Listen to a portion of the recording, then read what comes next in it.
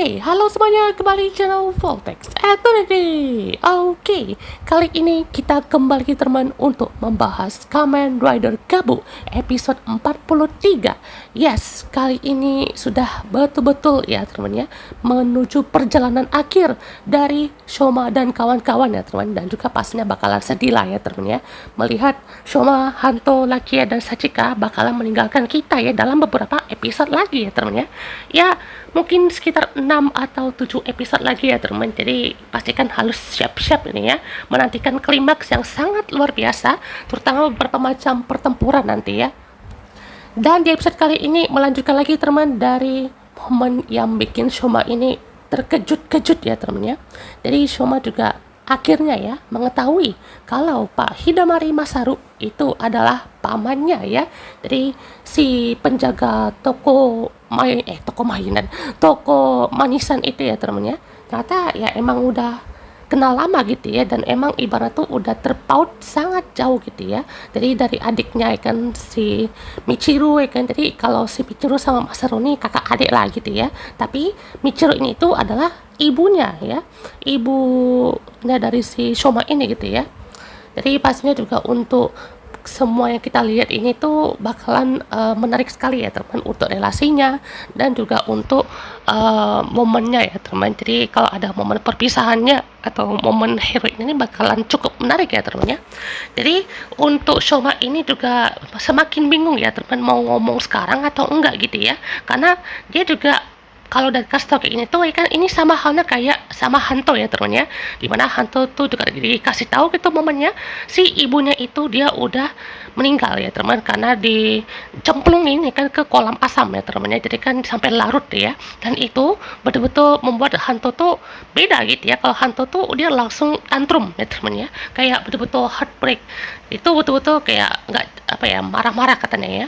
Terus juga kalau untuk Shoma ini tuh dia mikir dulu ya, oh berarti selama ini paman maksudnya penjual toko kue dan manisan itu ternyata pamanku toh ya kan ya. Jadi ini ibaratnya juga menjadi ya sudah dekat juga lah temannya untuk relasi antara Shoma dan juga si Pak Masaru ini ya temannya. Dan juga pastinya untuk masalah dari si Granute ini juga masih di teliti ya teman, atau di kaji lagi sama si Hanto ya teman, karena juga ini kan mau ngobrol ya teman sama mereka berdua ya teman. Jadi bakalan punya banyak waktu ya teman ya.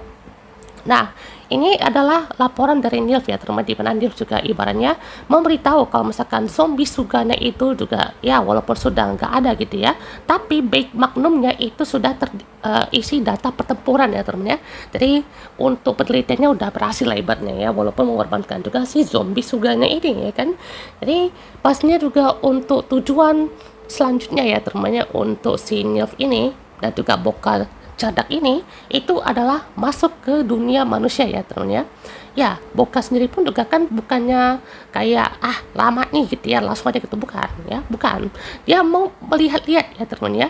Artinya dia juga nggak betul-betul langsung invasi pakai semuanya gitu, enggak. Dia melihat dulu, oh ini cocok nggak gitu, pokoknya bahan-bahannya itu apakah memang layak untuk granut kelas bawah gitu ya. Jadi dia tuh kayak mencari bahan-bahan dari manusia terus dikasih ke warga sekitar granut itu ya teman ya. Jadi itu juga diajak tuh ya sama si Diesel ya, kayaknya dengan ekspresinya yang banyak yang mengharapkan dia tuh ini kapan nih bocil nih kan dari itu ini ya. Jadi ya kita juga melihat ya kan, untuk Nilf itu kayak natap sedikit kayaknya ke Lizal gitu, kayak nih bocah mau diapain gitu ya.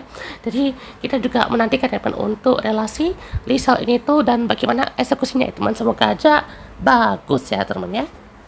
Terus juga untuk kali ini si Hantu membawa Pak Masaru ini tuh ke tempatnya Happy Pare teman. Jadi di sini tuh mereka nggak bilang kalau misalkan ini tuh adalah tempatnya tempat kedua Shoma lah ibaratnya ya. Jadi mereka tuh bilang tuh ini tempatnya kami sewa Pak gitu ya, untuk ngobrol gitu ya. Jadi Shoma tuh mau ketemuan di sini.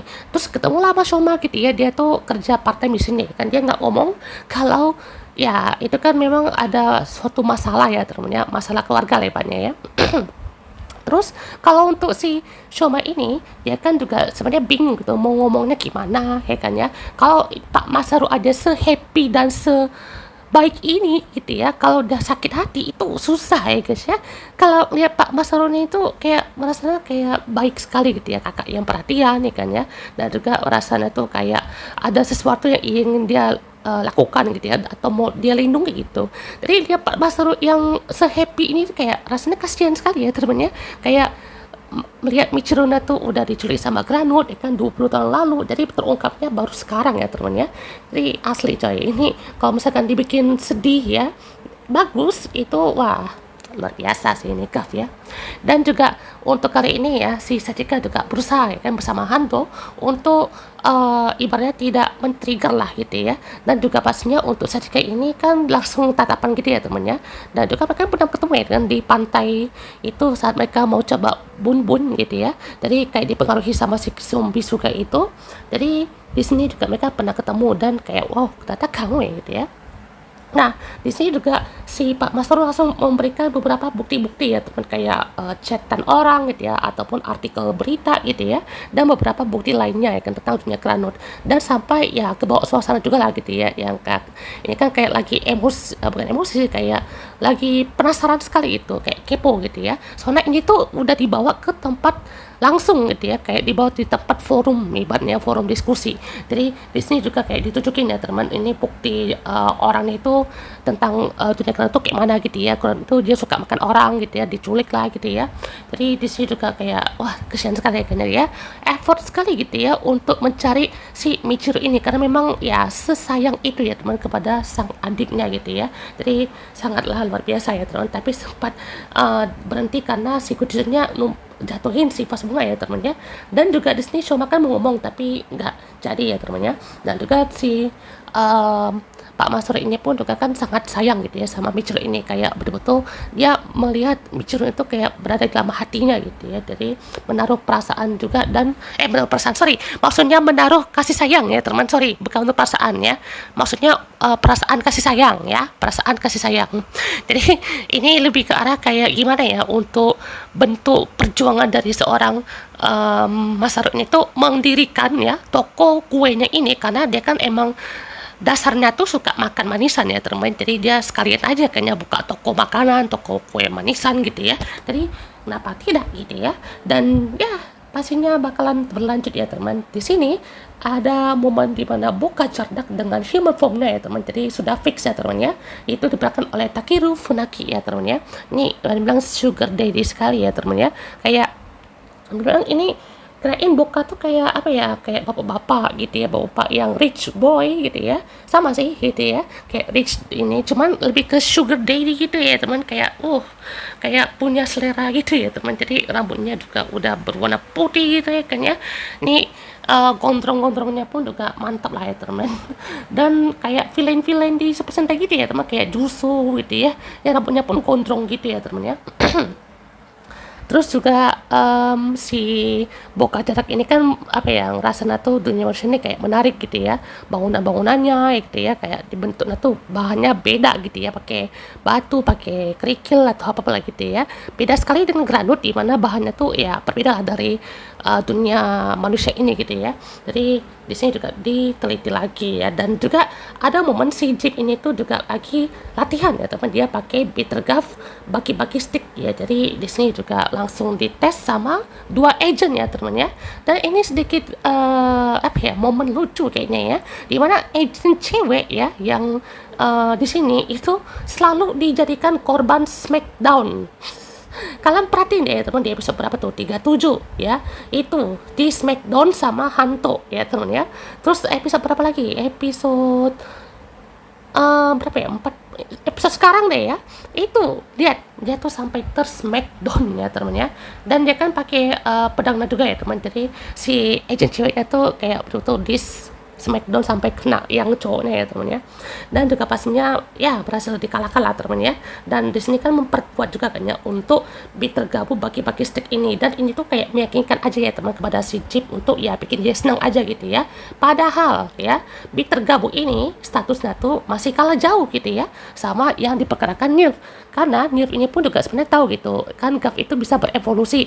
Gavnya dari semua stomach company itu berbeda ya teman, karena stomach itu kan cuma untuk merubah wujud untuk bisa berubah ya kan, dan juga bisa mau evolusi ya teman-teman ya. Sedangkan kalau si Gavnya Shoma itu tuh bisa meregenerate ya, bisa makan, bisa ciptain gochizo, dan juga menampung makanan manis dan makanan lainnya itu ya kan di gabunya itu ya kan ya. Jadi kayak di lambung gabu dan lambungnya perut manusia kan dia half ya teman ya, half human half granite.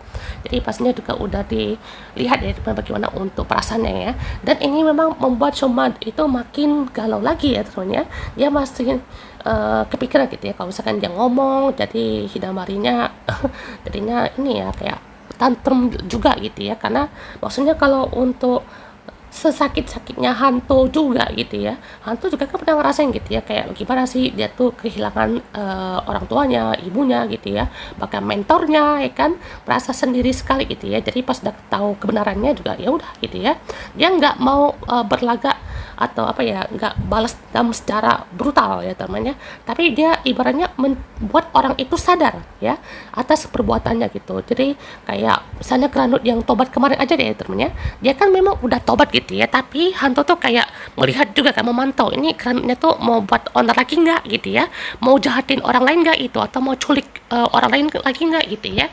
Jadi pastinya juga tetap dipertimbangkan ya temennya. Dan di sini si Boka juga lagi ngetes kayaknya untuk bahannya tuh kayak nih cocok nggak nih kayaknya dengan material bangunan untuk apa namanya granit gitu ya. Pas udah dicek oke. Terus caranya langsung dihancurin ya teman, satu gedung. Bayangkan dia cuma kayak di swipe gitu ya, kayak pakai kota tuh di seret ya kan, langsung hancur satu gedung ya gitu coy. Dan pastinya inilah momen pertemuan antara Fram ya dan juga si Boka beserta Lisel bocil menyebalkan ini ya. Jadi pastinya untuk kali ini dia juga langsung ya di door gitu ya, atau di serang pakai serangan payungnya. Dan juga si Fram pas mau berubah, ini pinternya villain dari Gabu ya teman-teman. Ini dari kemarin nih poin plus sekali ya teman, villain dari Gabu ini ya. Jadi kroconya atau butlernya di sini ya itu sempat ambil ya teman beltnya, langsung dibuang ya teman ya. Jadi nggak betul-betul dihancurin ya teman, kayak dibuang aja gitu ya. Tapi itu dari wah apa ya, momen villain itu pinter ya kan, yang nggak longo gitu ya, atau kayak ngelek-ngelek gitu ya. Jadi nggak nungguin dia tuh berubah ya kan, kalau ada kesempatan dia udah ambil ya kan ya, ambil. Itu yang membuat kayak wah ini villain ini tangguh juga gitu ya. Fram aja sampai kewalahan loh ya teman ya, dia nggak bisa nanganin juga untuk butler dari si Boka Cerak ini, karena powernya tuh beda ya teman ya, kekuatannya itu juga beda sekali gitu ya. Jadi di sini juga langsung tak berdaya ya teman ya.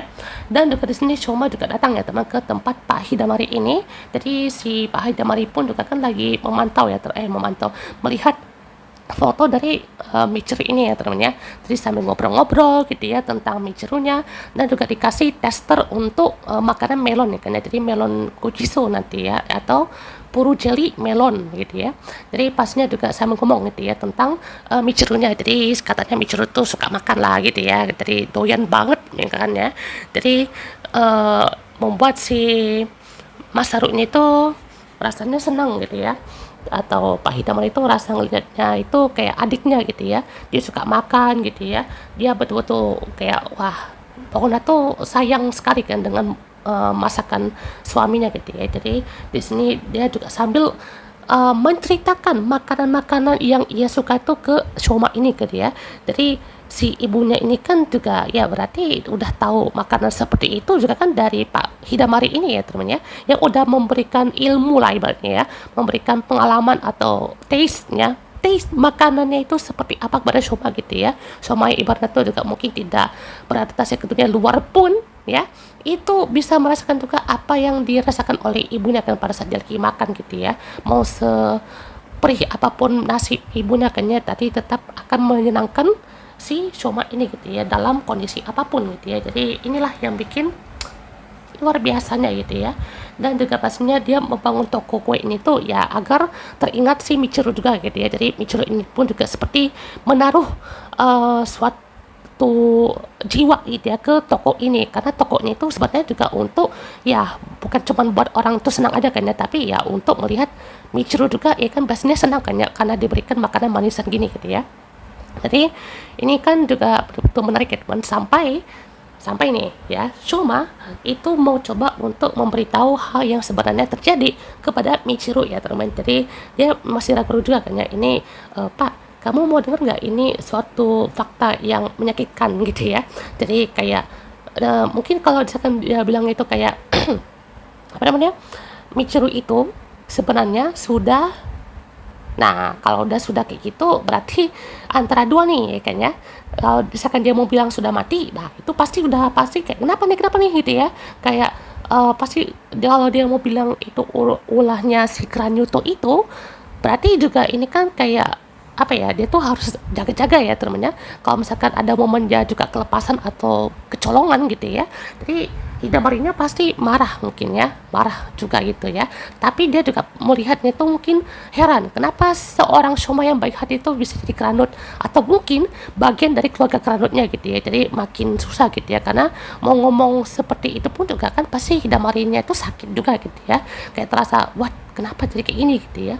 Jadi yang kedua itu dia adalah ngomong kalau misalkan ya dia adalah bagian dari Kranyut gitu ya, bagian dari keluarga Stomar Kepeli juga yang ibaratnya bersama Michiru juga kan ya, dan juga bersama ibunya Hanto juga gitu di pabrik itu. Yang ngenesnya ya, si ibunya Shoma itu dijadiin Kranut ya, ibunya Hanto itu dilarutkan ke kolam asam. Nah loh, alamak, ini gabung makin, oh my god, oh, luar biasa ya.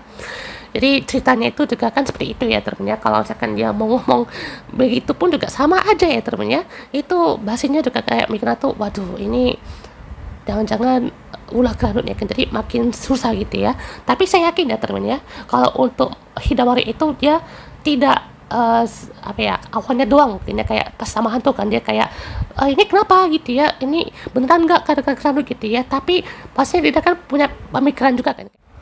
Mungkin kalau misalkan si Pak Hidamari itu bisa berpikir lagi gitu ya, kayak oh mungkin Shoma ini juga adalah korban ya, korban dari rencana jahatnya dari si Stormer ini gitu ya. Tapi ya mungkin juga lihat sifat baiknya itu pastinya berbeda dong ya kan dengan para keratonnya gitu ya. Jadi kita juga menunggu ya teman, ini kalau prediksi sih ini kalau bisa bagus ya. Nih ingat, kalau bisa bagus ini best ya.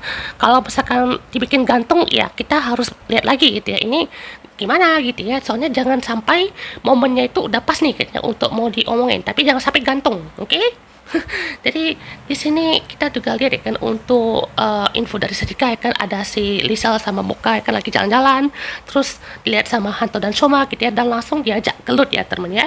Jadi pastinya juga di sini Valen dan Gabu menghadapi si Boka Cadak dengan butlernya ya temen ya. Jadi pastinya ini wah pertempurannya lumayan seru ya temen ya. Dan juga para butlernya pun juga cuman dua ya kan, ini kayak Ichigo nih Igo ya, lihat pose yang sebelahnya kan, dia pose kepal tang itu kayak Nigo ya temen ya. Jadi di sini juga apa ya, banyak terjadi momen lucu ya kan ya, kayak wisotanya tuh dikasih step gitu ya untuk si Gabunya biar napak gitu ya. Terus juga di sini Melon whip shotnya tuh ngehalangin juga gitu ya, sampai pas Valen mau finishing ikan itu bagian atasnya dilempar gitu ya, sampai ketemu sama Rizal kan mau didor tapi nggak dibolehin sama Boka. Ya untung aja ya teman kan, ibaratnya jangan dulu lah gitu ya, biarin dulu ya kan ya, kasih tunjuk dulu kekuatannya gitu ya. Dan juga sampai dia habisin satu muncul ya teman, ini gila, Gav Kicking masih keren aja nih ya teman ya, gokil coy. Oke, sampai di situ juga pastinya langsung di ulti ya teman, dengan kekuatan Boka Cadak yang sampai tak berdaya ya teman ya. Dan langsung ya teman, kita lihat di sini di next episode sepertinya Nilf akan mengajak Shoma ya teman untuk sesuatu ya, bekerja sama, karena mungkin dia mau dapat kekuatannya itu dari bahan utamanya, yaitu dari Gavnya si Shoma itu sendiri gitu ya. Jadi kalau misalkan udah dapet pun ya, ini bakalan apa ya, susah juga ya teman, karena dilihat dari senior ini pun juga kan udah makin kelihatan kan ya untuk rencana jahatnya ya teman ya. Jadi untuk next episode sepertinya ini akan menjadi cerita prolog untuk summon movie dari Kamen Gav ya teman ya. Untung aja saya bahas duluan kan ya kan, jadi saya bisa bahas lagi teman ya untuk previewnya. Jadi di sini masih dengan masih dari ini ya, presiden kanunnya ya teman ya. Dan juga untuk dunia lainnya tuh disinggung juga ya teman di episode kali ini. Dan juga si anak yang muncul di episode 1 pun juga muncul lagi di episode 44 ya teman, misalnya si Hikari ya. Dan juga di sini muncul juga ya teman, dan ini pertama kalinya si anak ini melihat Kochizo ya teman, yang nggak tahu reaksinya gimana kan, apakah seneng kah atau mungkin bingung ya teman. Dan untung aja ini nggak kayak bocil banget ya teman, tapi tadi dewasa lah kan, kayak remaja tuh udah bisa mikir gitu ya. Dan di sini juga muncul ya teman si Carius dan juga ajudannya ya teman ya, dan pastinya juga berubah menjadi Commander Carius dengan kekuatan dari Kochizo ya teman ya. Jadi di sini juga akan disinggung juga ya teman ya, dunia dari alternatifnya ini ya. Dan juga muncul si Taurin ya teman, jadi karyawan barunya dari Sachika Amane ya teman ya. Dan juga sini kayaknya Nilf langsung mengajak ya kayaknya untuk ke dunianya Kanut kayaknya. Jadi wah, atau mungkin dia juga baru sampai ke situ ya teman ya. Dan kayaknya Rango pun juga bakalan punya rencana sesuatu ya teman ya, untuk menghadapi situasi ini. Nih Crota sama Shita juga kayaknya ada di suatu tempat ya teman, mungkin ini di kondisi mereka udah mati mungkin ya. Dan juga Nilf menghadapi Valen dan Kabu itu ya, serta nanti mereka akan mungkin ya, ini kayaknya si anak itu mau mengajak kembali ke tempat awal mereka ketemu dan rumah awal mereka bisa ngobrol gitu ya. Jadi kayak ayo balik lagi ke rumah gitu ya. Jadi wah, kita tunggu ya teman ya untuk next episode. Oke, goodbye.